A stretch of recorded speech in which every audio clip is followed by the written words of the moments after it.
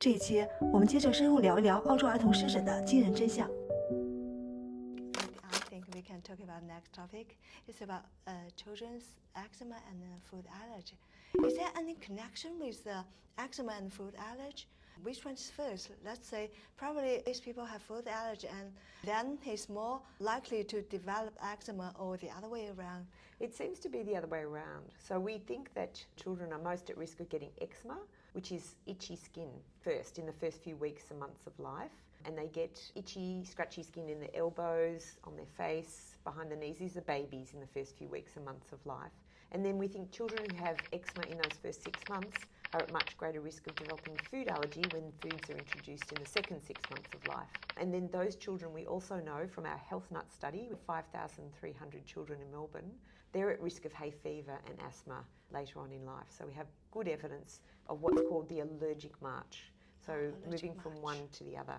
And so what we hope is that if we stop one, we might stop it all. My son, he had eczema as a baby. It's just when he was 4 weeks, and then we just put him under the sun to get some vitamin D, and we noticed some scratch on his skin, and he seems like very itchy, and we saw the doctor and said he has eczema. Before that, I didn't heard about this word. I've done a lot of research with China and published studies showing that the rates of allergies are lower in China. We've also done a very big study of 65,000 children in Victoria and found that Asian children have much higher rates if they're born in Australia. Is there any special reason for that? Why is Asian kids are more likely to develop eczema in Australia? Well, we call it the Asian migration hypothesis. We don't know exactly, but we think that there are many factors that are different between one place and another.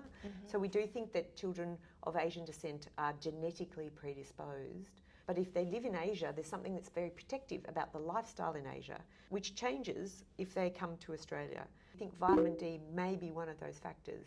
And we have a very large study called the Vitality Study, which will help us understand whether vitamin D is a preventative factor, because in Asia there's more exposure to vitamin D because it's closer to the equator than there is in Melbourne, which is further from the equator. So that's one factor. We also think it's the way that babies are being fed. So we know that delaying the introduction of certain foods can make children more allergic. So we recommend that you introduce foods such as peanut and egg and cow's milk, peanut in the form of paste, not as a whole peanut, after you start introducing solids in the second 6 months of life. There is also some evidence that exposure to dogs and siblings is protective. We don't recommend you go and buy a dog or you have more children, but we wonder there's something to do with that's called the hygiene hypothesis, something to do with the cleanliness of the environment we live in. And then lastly, the dry skin hypothesis. So we know that children with eczema are more at risk. So there's lots of things when babies have eczema that we can do to treat them. Firstly, we try to avoid soap products and baths them are not too hot because they dry out the skin. Often they're very itchy at night, so we make sure their fingernails, we file them down so they don't scratch and cause the itch. And wet dressings can prevent them from scratching, because if they scratch, sometimes they're introducing bacteria into the skin. Well, the other thing sometimes we recommend is bleach baths.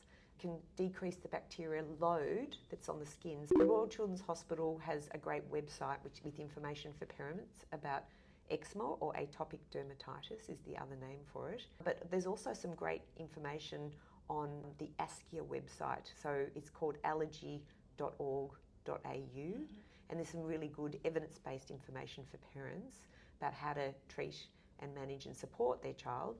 And you can get allergy testing as well to see whether there may be some things that are triggering and making it worse for your child. I got an opinion in your video that the eczema is preventable. Yes, so we do think that there are possibly some ways, but I'm part of a large study called the Pebbles study that's looking to see whether skin barrier function, avoiding soap, avoiding hot water, just washing with water, may prevent eczema.